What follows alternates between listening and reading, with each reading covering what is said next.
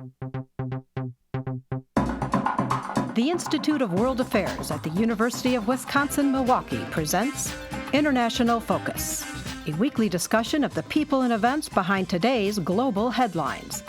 Support provided by Milwaukee Public Television and the UWM Center for International Education.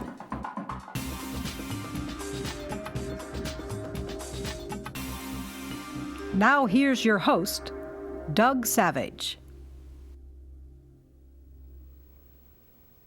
Welcome to International Focus. In an historic vote, a majority of the Scottish people recently rejected independence, opting instead to remain with England, Wales, and Northern Ireland in the United Kingdom.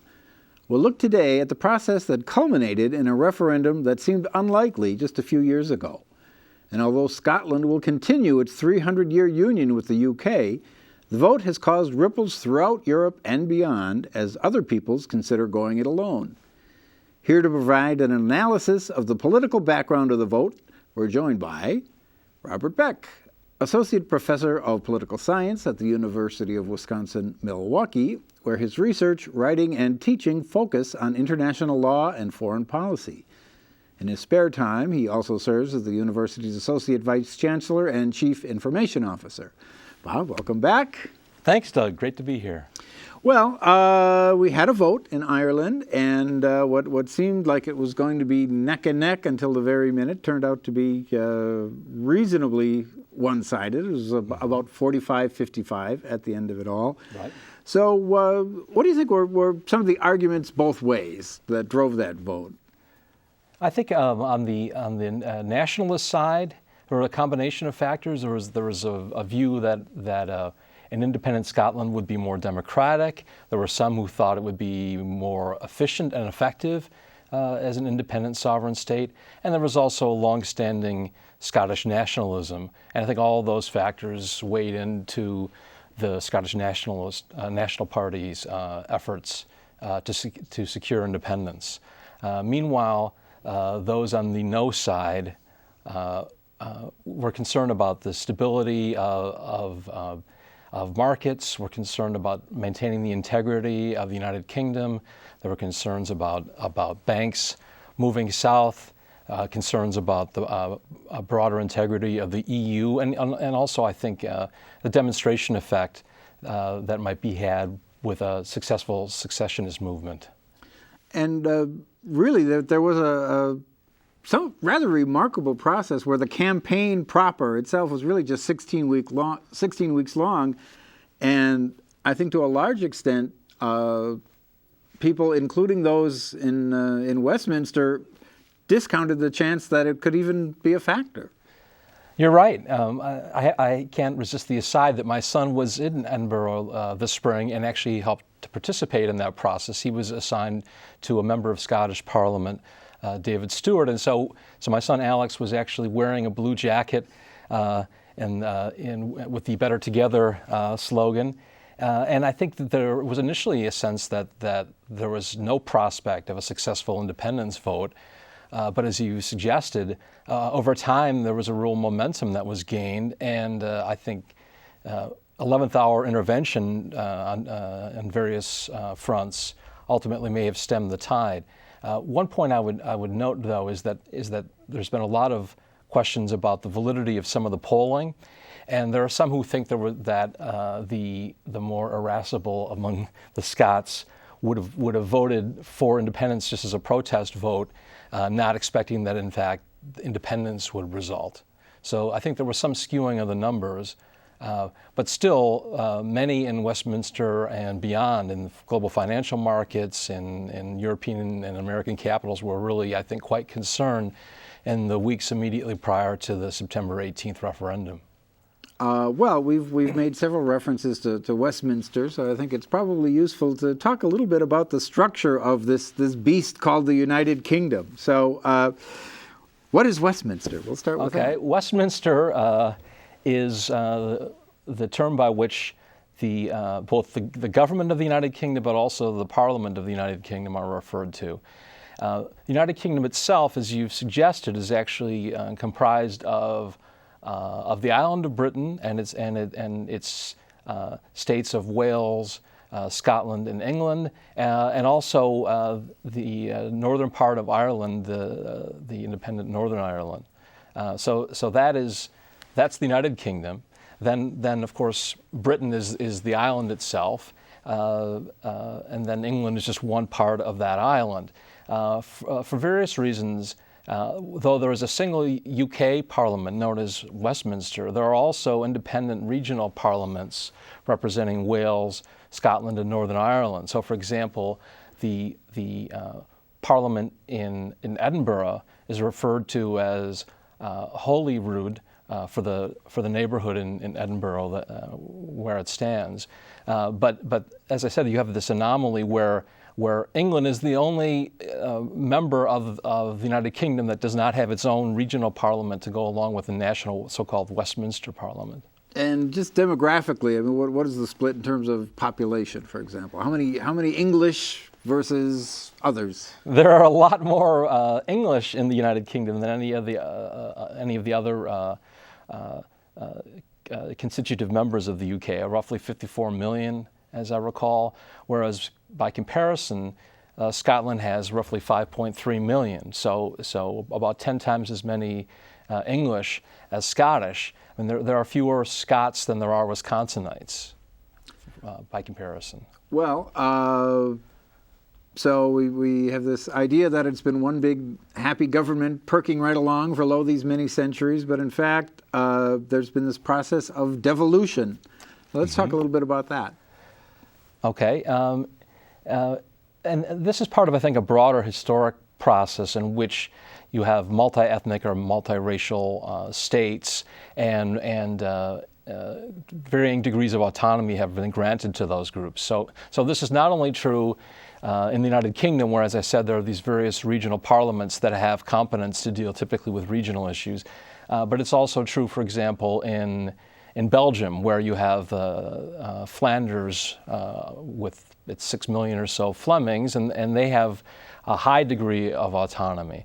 So the circumstances in the United Kingdom are not, in that regard, unusual, particularly among the democratic Western states, where they've reached some kind of accommodation through a devolution process. So is there any analog to an American system? I mean, is a federal system? Is it if you're Wales, are you like Texas or? I was scratching my head and preparing for today's show to try to come up with an analogy, but I think there are elements of that increasingly emerging, where you have overlapping and segmented authority. In some respects, it's kind of a medieval scheme in which there's not absolute authority wielded centrally, but where powers are devolved to the various regions representing different ethnic or national groups.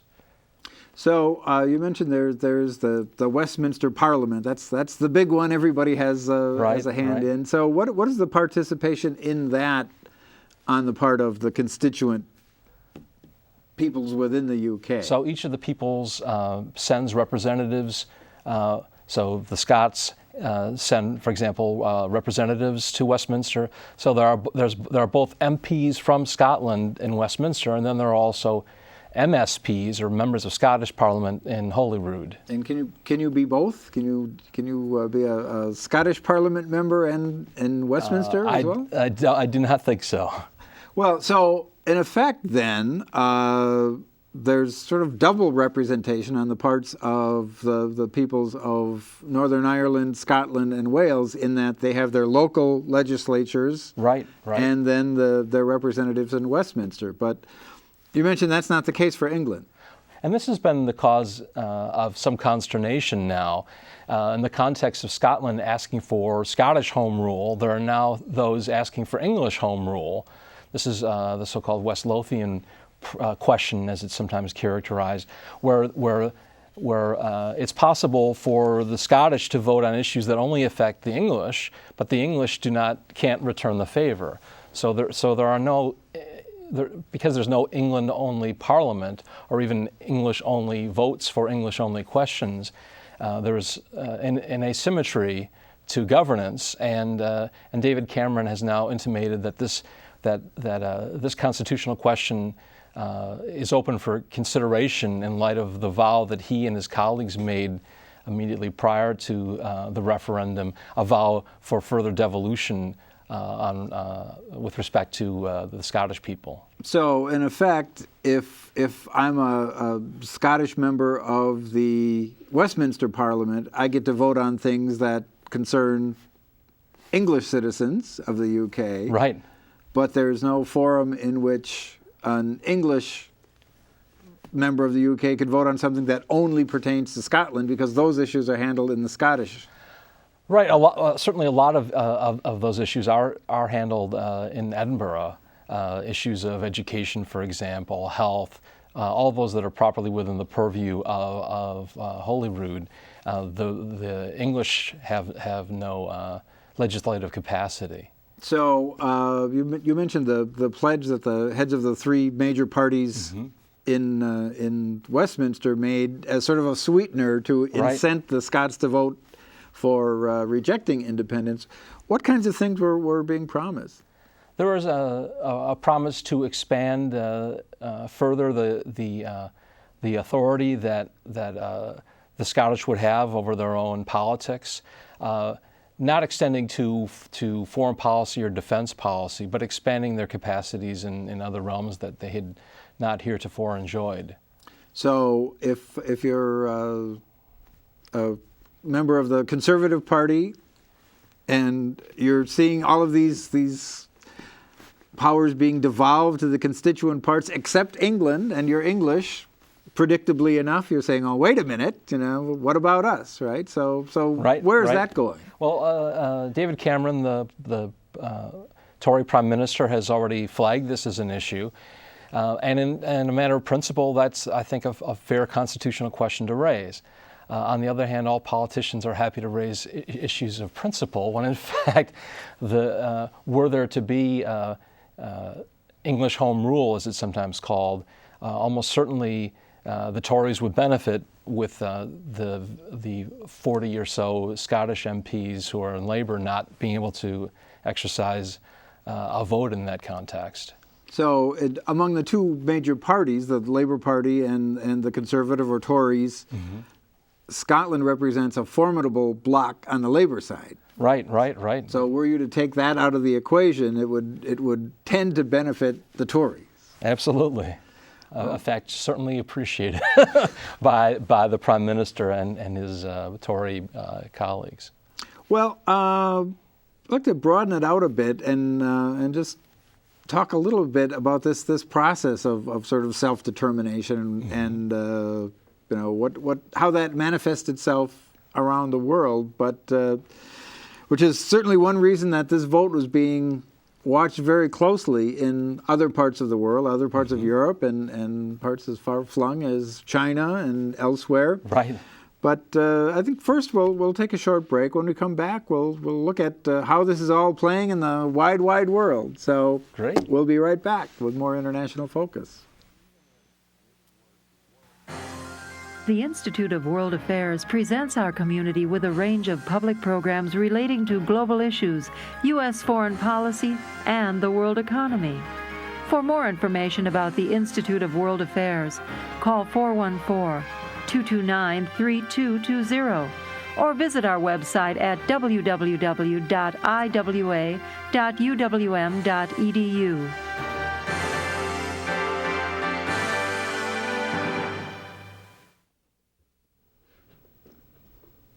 Welcome back to International Focus. We're digesting the Scottish independence vote with Robert Beck. Well, probably among the people who are very happy with the results of the vote, none more so than the Prime Minister of Spain. Indeed. And talk a little bit about what his take on this process might be. Well, the Spanish have been, I think, very wary of a successful independence referendum, successful from the standpoint of the possible yes vote. The Spanish, I believe, most of all the Western European states face a real self-determination or problem of nationality. Primarily, it's the Catalonian population, which is actually larger than the Scottish population. There are over 7 million Catalonians in Spain. And they have a long-standing and robust movement toward self-determination. So to the extent that any positive vote with respect to independence would happen in Scotland, the Spanish leadership, and indeed the EU leadership, I think would be significantly concerned. As we were discussing before the show began, there is likely to be an announcement by the president of the Catalonian region of a formal referendum that would take place in November. Though Madrid rejects this as unconstitutional, it would still be hard to ignore.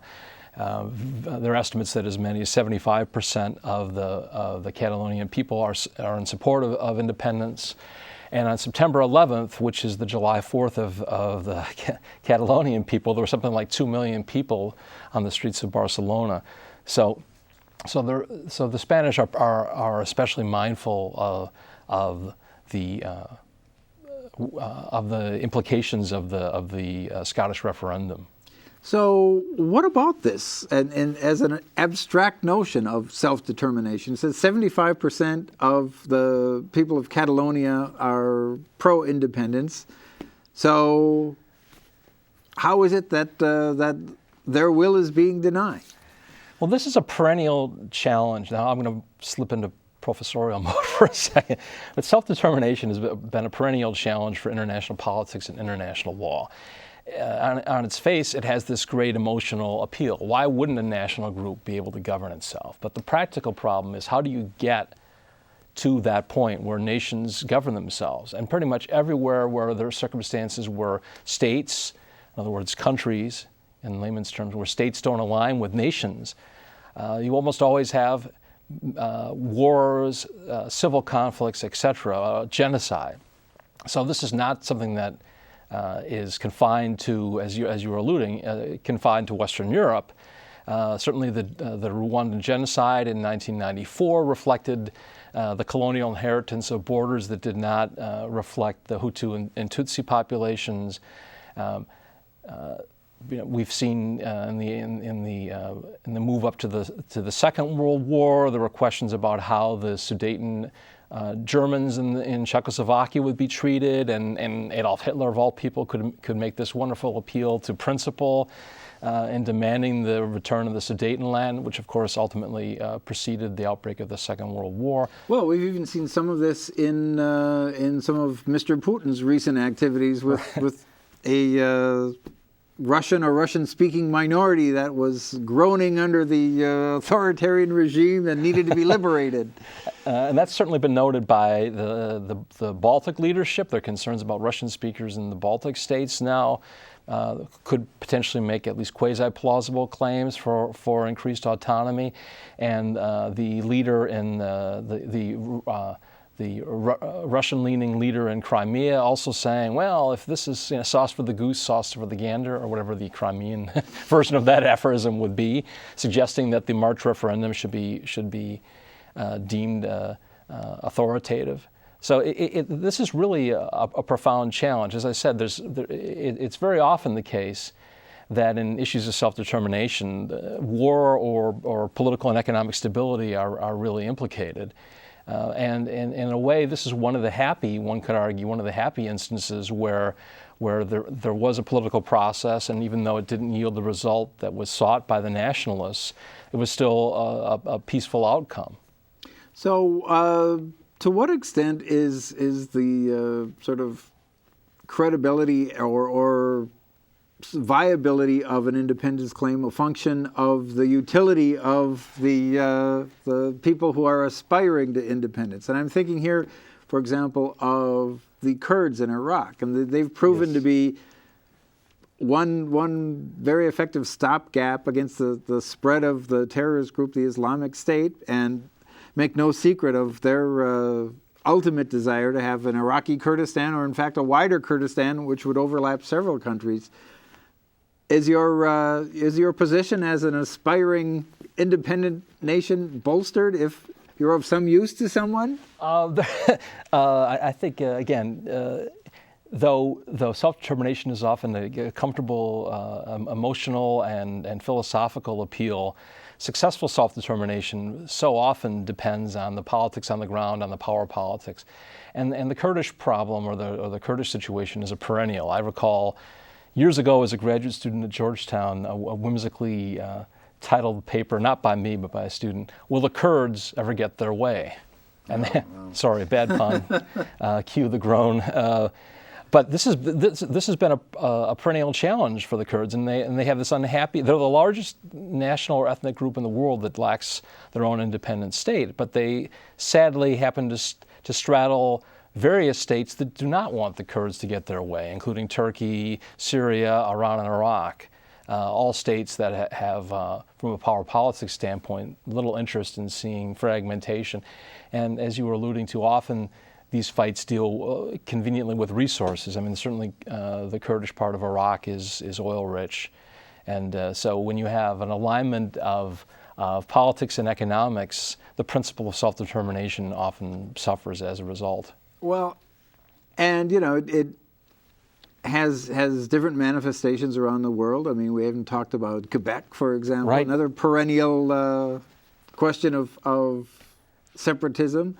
Certainly regions of China, the Uyghurs in the West, ultimately Taiwan, if you're in Beijing, is just right. a restive province. So is there any, at a supranational level, is there any sort of thought about a process that's more or less universally agreed upon for sorting these things out?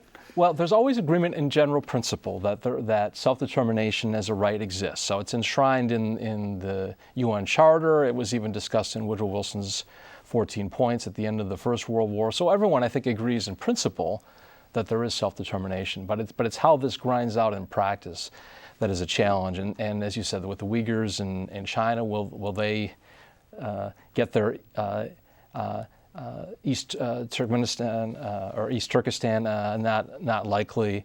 Will the Kurds become more autonomous as a separate entity? Also, I think unlikely.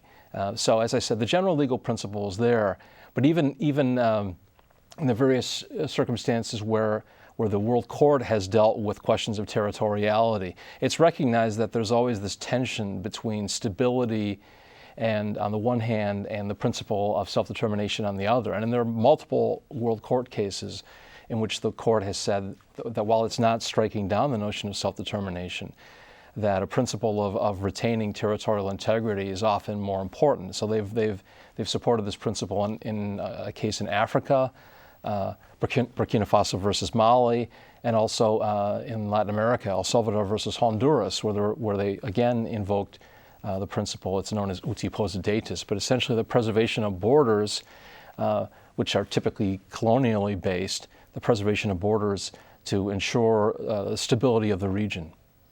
So we've been all around the world. Let's circle back to the UK.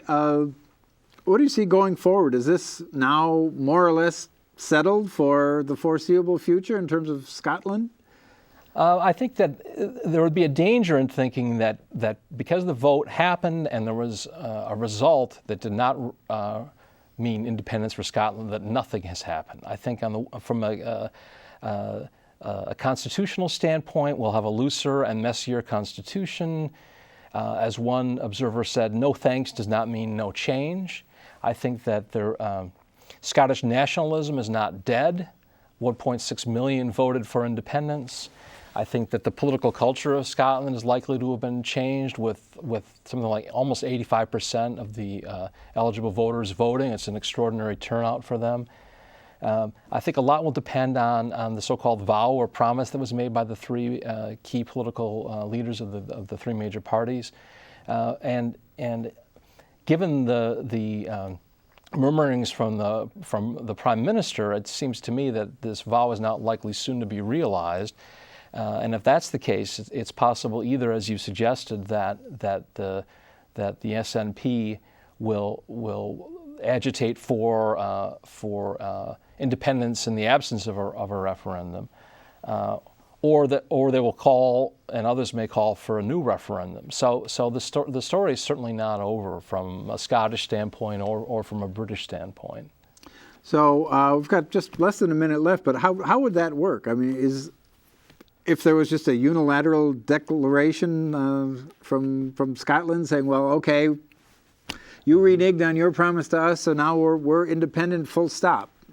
Well, we may see another version of that in Spain in November. And I think, to return to a theme that has informed our discussion, ultimately I think power politics, as unhappy as it is to say, might ultimately inform the outcome. Very good. Well, Robert Beck, thank you for your analysis. And to our viewers, we'll see you again on International Focus.